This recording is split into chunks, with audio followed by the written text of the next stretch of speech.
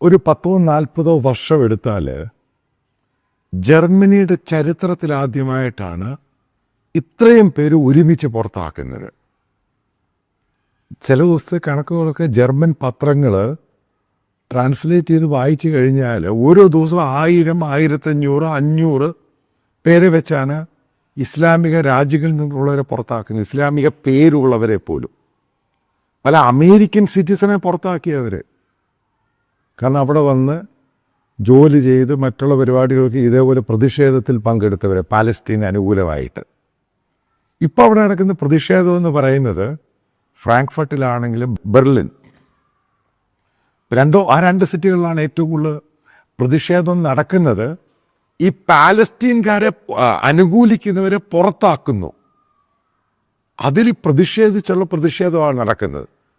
ആ പ്രതിഷേധം നടക്കുന്നത് രാത്രിക്ക് രാമായണം പോയി പോക്കുന്നു, അവരെ പുറത്താക്കുന്നു. അതായത് ജർമ്മൻ സർക്കാർ ചരിത്രത്തിൽ ആദ്യമായിട്ടാണ് ഇത്ര ശക്തമായ നടപടിയെടുക്കുന്നത്. നിങ്ങൾക്കറിയാം, പുതിയ ഇലക്ഷൻ വന്നു, സെൻട്രലിസ്റ്റ് പാർട്ടി അവിടെ അധികാരത്തിൽ കയറുകയാണ്, കോയിലേഷൻ ഫോഴ്സാണ്. ഇപ്പം നിങ്ങൾ ചോദിക്കാം, എന്തുകൊണ്ടാണ് ജർമ്മനി ഇത്ര ശക്തമായ നടപടിയെടുക്കുന്നത്? ഇത് യൂറോപ്പിൽ എല്ലാവർക്കും ഒരു മെസ്സേജ് കൊടുക്കുകയാണ് ജർമ്മനി. ഇത് അമേരിക്കൻ ഡിമാൻഡാണ് ബേസിക്കലി. ട്രംപ് അഡ്മിനിസ്ട്രേഷൻ വന്ന ശേഷം അമേരിക്ക യൂറോപ്യൻ രാജ്യങ്ങളുടെ മേളിൽ ശക്തമായ നടപടിയെടുക്കാൻ തീരുമാനിച്ചു. അതിൻ്റെ ഭാഗം ഒന്നായിട്ട് അവിടെ നടന്ന ആൻറ്റി സെമറ്റിക് ഡെമോൺസ്ട്രേഷൻ, അവർ സെനഗോഗ് അറ്റാക്ക് ചെയ്യുന്നു, ജൂയിഷ് കമ്മ്യൂണിറ്റി അറ്റാക്ക് ചെയ്യുന്നു. ഇതിനെതിരെ അമേരിക്കൻ അഡ്മിനിസ്ട്രേഷൻ, അവിടെയുള്ള ജർമ്മൻ ഗവൺമെൻറ് ആണെങ്കിൽ പല യൂറോപ്യൻ രാജ്യങ്ങളോടും അവരോട് ആവശ്യപ്പെട്ടു, നിങ്ങൾ ശക്തമായ നടപടി എടുത്തില്ല എങ്കിൽ ഈ പറയുന്ന നാറ്റോയുമായിട്ടോ യൂറോപ്യൻ യൂണിയനുമായിട്ടോ ഫർദർ അമേരിക്ക പല രീതിയിലും അകലം പാലിക്കും. ടാരിഫിൻ്റെ വിഷയമൊക്കെ ഇതിൻ്റെ പേരിൽ ശക്തമായ നടപടിയിലോട്ട് പോകുമെന്ന് പറഞ്ഞു കഴിഞ്ഞപ്പോൾ ജർമ്മനി ആക്ഷൻ എടുത്തു.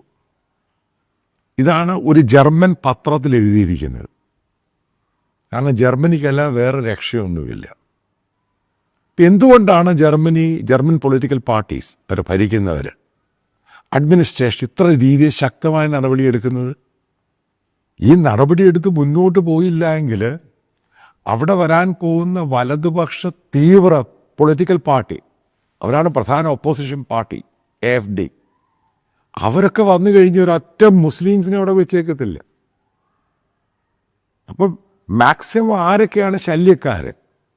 ആൻറ്റി സെമിറ്റിക്, പാലസ്തീൻ സപ്പോർട്ടേഴ്സ്, ഹമാസുകാർ, അവിടെയുള്ള സിറ്റിസൻസിന് പോലും ശരിക്കും അവർക്കെതിരെ ശക്തമായ കേസ് എടുക്കുന്നത്.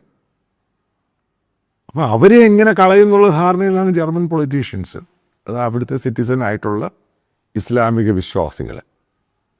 അപ്പം അതിനെ സപ്പോർട്ട് ചെയ്യുന്ന കമ്മ്യൂണിസ്റ്റ് മൂവ്മെൻറ്റ്, അവർക്കെതിരെ നടപടിയെടുക്കുക.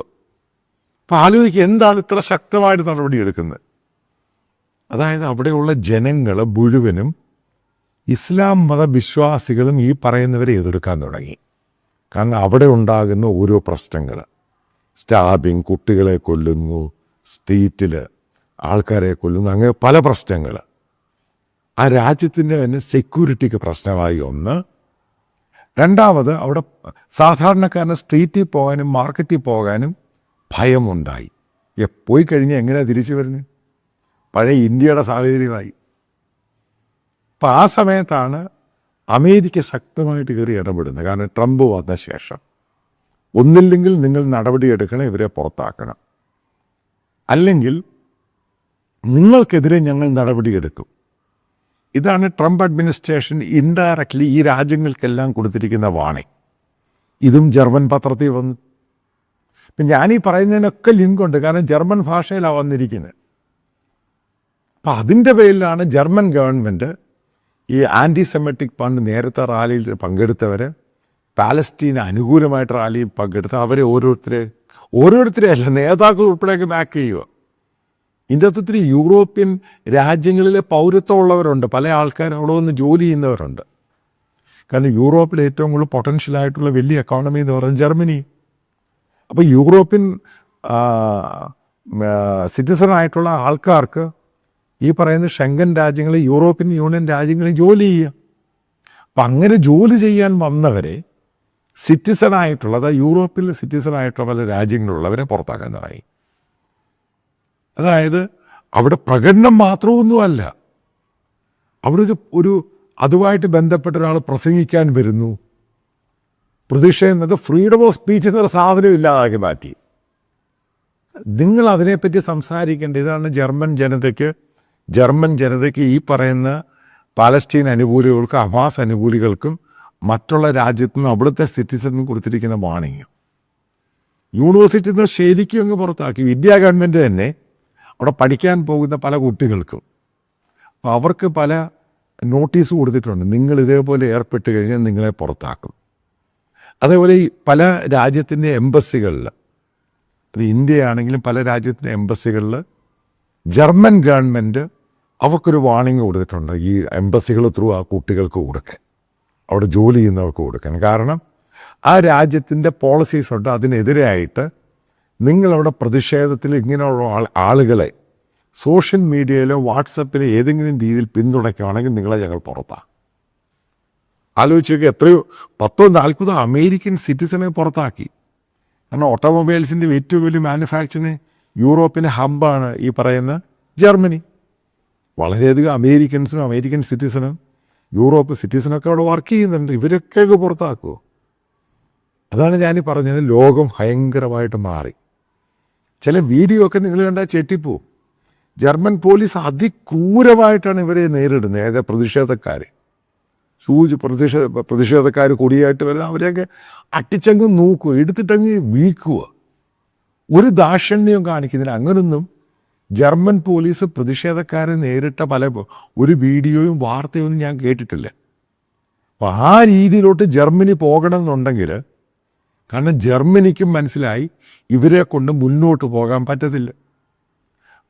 ആലോചിച്ച് നോക്കേണ്ട അടുത്ത സംഭവം എന്ന് പറയുന്നത്, ഇത്രയും പ്രശ്നമുണ്ടായിട്ട് ജർമ്മനിയിലുള്ള ആളുകൾ, പൊളിറ്റിക്കൽ പാർട്ടി പോലും ഇതിനെതിരെ പ്രതിഷേധം പറയുന്നില്ല. കാരണം ജർമ്മനിയിൽ അതേപോലെ സംഭവങ്ങളാണ് ഉണ്ടായത്.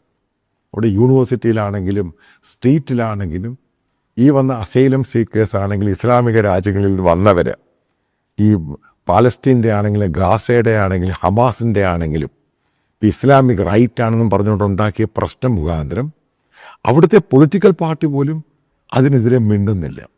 കാരണം എന്തെങ്കിലും ശബ്ദിച്ചു കഴിഞ്ഞാൽ റൈറ്റ് വിൻ പൊളിറ്റിക്സ് എന്ന് പറയുന്നത് അവിടെ അധികാരത്തിൽ വരും പെട്ടെന്ന്.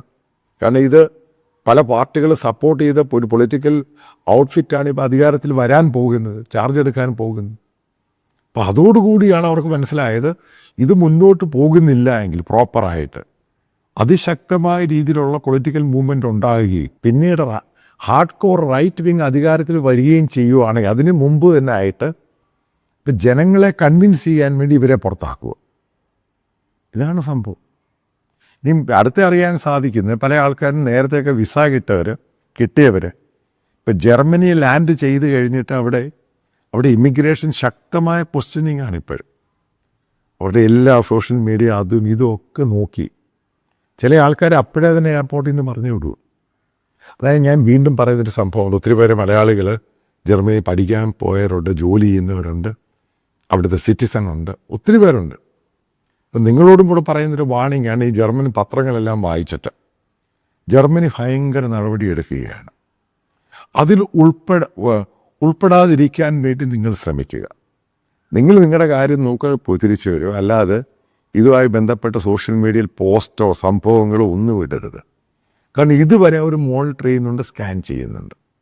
അതായത് അടുത്ത നമ്പർ നിങ്ങളുടേതാകരുത് എന്നത് മാത്രമാണ് എൻ്റെ ഒരു റിക്വസ്റ്റ് എന്ന്. കാരണം അവിടുത്തെ പത്രങ്ങൾ തന്നെ പറയുന്ന 1000-1500 പേര് ഓരോ ദിവസം വെച്ച് പുറത്താക്കുമ്പോൾ പല ആൾക്കാരുടെ നമ്പർ വീഴാൻ സാധ്യതയുണ്ട്. അതുകൊണ്ട് വളരെ സൂക്ഷിച്ച കാര്യമായിട്ട് ജർമ്മനിയിൽ പോയില്ല എങ്കിൽ ഈ നമ്പർ നാളെ അവിടെ ഡീപ്പോർട്ട് ചെയ്യുന്നവരുടെ നമ്പറിലോട്ട് നിങ്ങളുടെ നമ്പരും വരാനുള്ള സാധ്യത വളരെ കൂടുതലാണ്.